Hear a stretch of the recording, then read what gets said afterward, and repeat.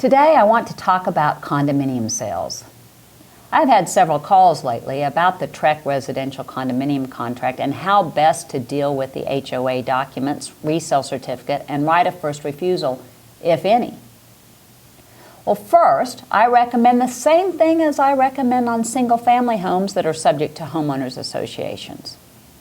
I recommend ordering the declaration, bylaws, rules, and resale certificate during the listing period before execution of the contract. The law allows a seller to order these documents at any time. A contract does not have to be in place for the seller to order this information in spite of what the homeowners association may say. Then, if seller has the HOA information, seller can provide a copy to any potential buyer before executing the contract and thus avoid the statutory right of a buyer to terminate the contract before the 6th day after receipt of documents in the case of a condominium sale. There are other good reasons for a seller to obtain the documents and resale certificate before negotiating a contract, besides avoiding the 6 days in which the buyer can terminate for any reason. One of the reasons is the resale certificate will provide much of the information the buyer would want to know, including but not limited to the amount of the dues, the amount of the reserves required to be deposited by the buyer, and the insurance coverage. Under paragraph 12A4 of your condominium contract, buyer is obligated to pay all reserves required of the association without limitation. So before the contract is executed, the buyer needs to know that amount. The resale certificate will also confirm any right of first refusal or other restraint contained in the declaration that restricts the right of transfer of that unit. Any right of first refusal will be noted in the resale certificate, and the process by which the right of first refusal is exercised will be contained in the declaration and bylaws. Without knowledge of how the right of first refusal, if any, is exercised, the buyer will not know how to negotiate paragraph 2D of the condominium contract.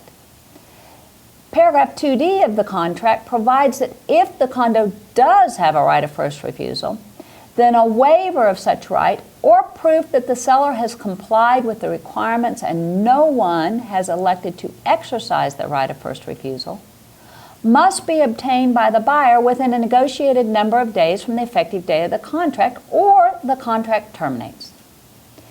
If the process and timing for exercise of the right is unknown, what should be negotiated for the number of days in paragraph 2D? If the date set is impossible because it doesn't allow enough time for the process, the consequence is automatic termination of the contract, no matter what the buyer and seller may choose. On the other hand, if the process and timing for the right of first refusal are known ahead of executing the contract, a reasonable closing date can be set. Under paragraph 2D, if the condominium regime has that right of first refusal, the effective date of the contract amends to the date the right of first refusal is waived or no one elects to exercise it. Be careful that you're not overlapping the right of first refusal date with the closing date, or making the closing date so tight the other deadlines in the contract cannot be managed. Note that under paragraph 2D, when the effective date is amended, all times for performance under the contract begin again from that amended date, including but not limited to the option period.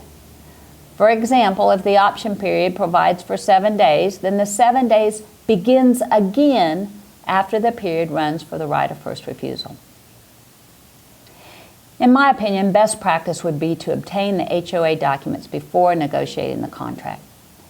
This protects both the buyer and seller from unwanted surprises and unintended consequences under the contract. I hope this video has been of value to you. Allegiance Title is your trusted resource for results. Thank you.